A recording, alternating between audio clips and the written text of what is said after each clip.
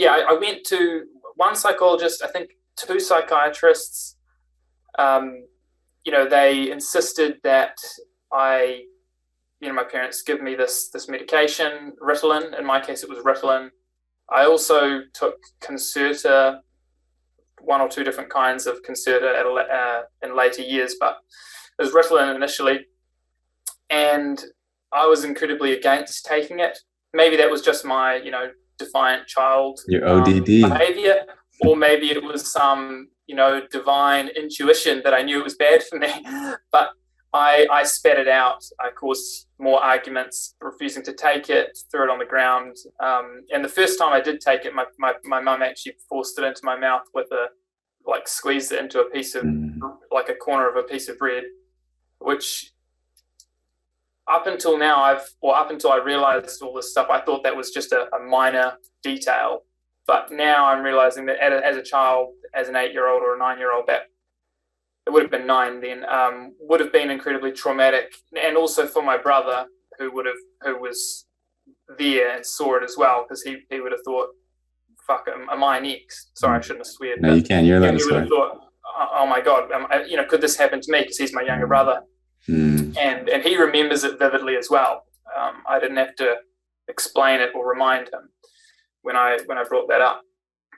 So once you're on it for a few days, though, the numbness, that's probably if I had to pick one word, it would just be like soul numbing, if that's even a word, soul-numbing. Like that's the feeling that it gives, and you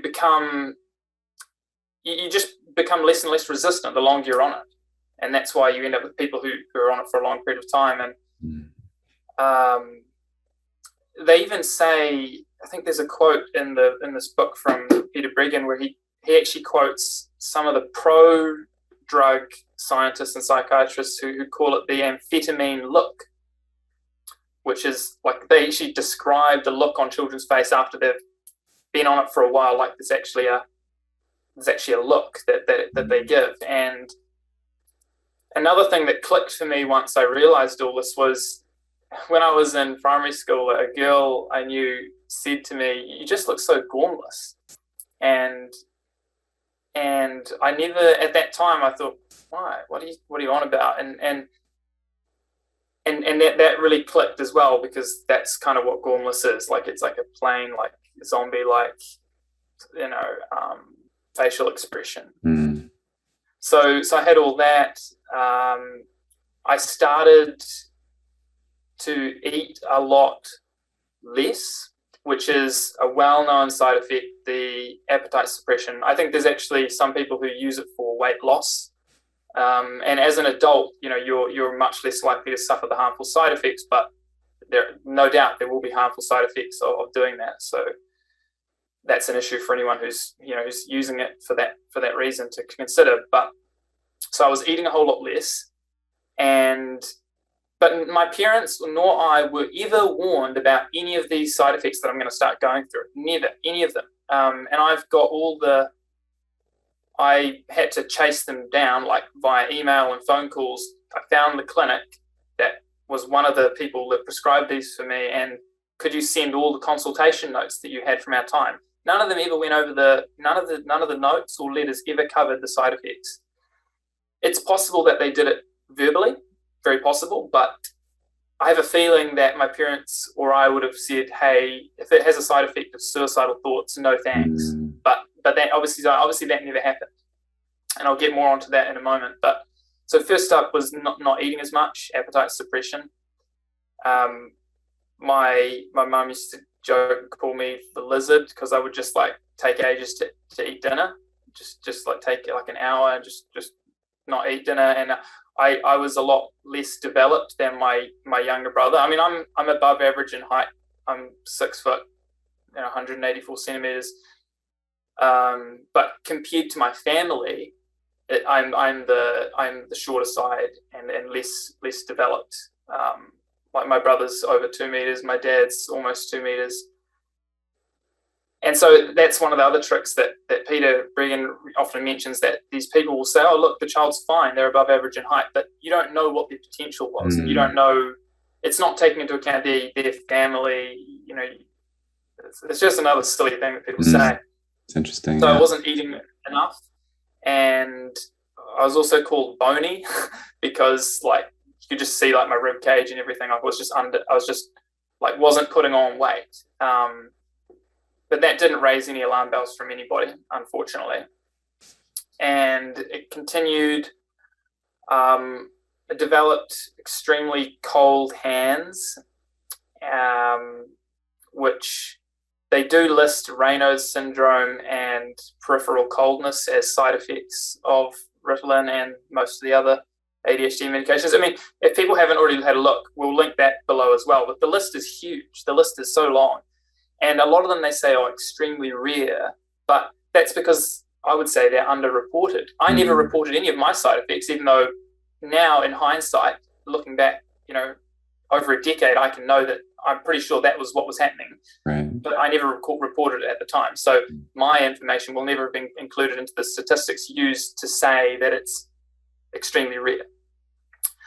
The most rough side effect, and I think this is the thing that made me want to share this story the most, was it gave me suicidal thoughts and self-harm. I would bang my head on the wall and punch myself in the head.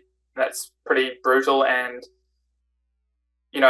part of me thinks I shouldn't be sharing that on the internet, but again, like, this could save some child's life out there who's going through the exact same thing, and I feel like I have a duty to them to help them. So yeah, punching myself in the head and banging my head on the wall. And my mum, because she's got this, she's a good person, but because she has this psychology background, this very academic psychology background, rather than the sort of natural response, it was that, well, that's an attention-seeking thing, which it does say in some of the ADHD books, because we still have them. I'm tempted to chuck them in the fire one day, but if I'm go back to my family home. But the books, they say things like that the ADHD child will exaggerate things for attention. So that's what that got put down to. And then I think I eventually got taken to another psychologist, and then they said they wanted to add on I was OCD, I think, obsessive compulsive. I don't know if they said obsessive compulsive disorder, but they said I was obsessive about the sport that I was doing. So again, they just pathologize. Like, normal behaviors are pathologized, and then the unhealthy behaviors are just explained away as a brain disorder. So yeah, where should we go to from there? Yes. I mean, what's so nice about this story, I must say, is that you're just kind of naturally also providing very helpful information. It's just implicit in your story. So I appreciate just everything I'm learning, like, just for example, that little piece that, when you examine and see, okay, is this child under height? No, they're not. But actually their personal potential was like 6'3". But anyway, so you're providing a lot of good information as you share your story. And yeah, just thank you for what you said about the potential that, you could save a child who is on the trajectory that you are on. So tell me, if you would like, what was it like to have these suicidal thoughts? What prevented you from ever acting on them? Yeah, so, and I'll also just add, not just saving children's lives. I mean, there's adults that are probably on these as well, I think. And an adult could be even more likely to eventuate with, something suicidal, because they might have the means to do so compared to a child. Yeah, so what was it like? And I'll also just add that people have died of these, like 100% guaranteed. That as early as the 1990s, I'm actually looking to interview the mother of one of those children on my podcast, but she's a bit busy at the moment. But yeah, so having those thoughts, it was bad, because I thought there was something wrong with me, because that's the story I've been told since I was 8. And had no idea it was the drugs, kept taking them. And I was on twice a day, so a morning dose and then half in the afternoon. it almost feels like comical just to look back at it. Like I would be there getting like on the, on a wooden chopping board, cutting my little Ritalin thing in half. Like it just, why should a child ever be cutting up Ritalin and then swallowing it? Like, because the doctor said so. Because the doctor said so. And if I was at school, I would have the thing all prepared in a film canister, an empty film canister, when no one was looking, before, when in a break of sports or something, I'd be swinging it down, like. And that's another thing that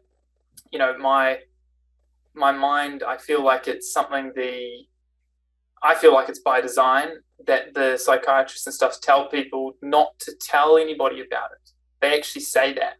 They say not to tell anyone. Well, they try to encourage people not to tell anyone about it because they're concerned that you'll be bullied, which is a real concern. But I think it's also part of the trap, because if I had told anybody, if you tell 100 people half of this story as an 11-year-old, you'll get like 30 to 40%, probably 60%. Who knows how many will say, maybe the first thing you need to do is get off these drugs. You know what I mean? That'll be most people's first recommendation. But because I never said it to anybody, it just continued. So on your question, having those thoughts, yeah, it was painful. It was, yeah, it just like, I mean, it's a form of, I guess, psychosis or something. Like you genuinely hate yourself. Another funny, it's not funny, but a coincidence or a sort of a neat fact that I found out was when I was reading Peter Bregan's other book, Ritalin Fact Book.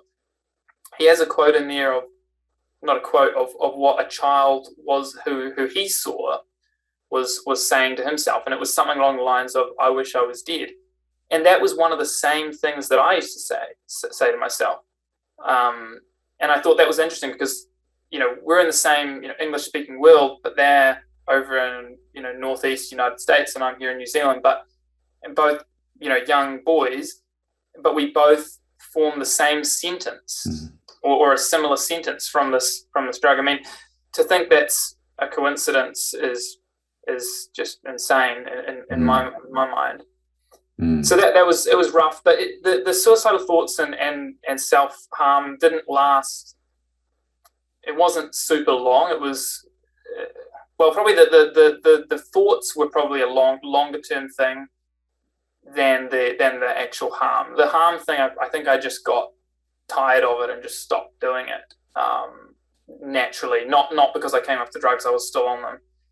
But and just another point on that, because to me that was the most egregious example of this sort of corruption going on. I did a lot of digging into this, and I found that the New Zealand government, and I've got the document saved on my computer and a hard drive, is that from 2003 or 2004, they they just had in the material or the data sheet for I think they were referring to Concerta, which is just another name for methylphenidate. It's a slightly different formulation, different company or different product, but it's effectively the same, very, very similar. They had in the data sheet for Concerta in around 2003 or 4 that it can cause suicidal behaviors. And that was, and then they had it, that was as early as I could see it being introduced into the data sheet, because the data sheet gets renewed every year or every second year.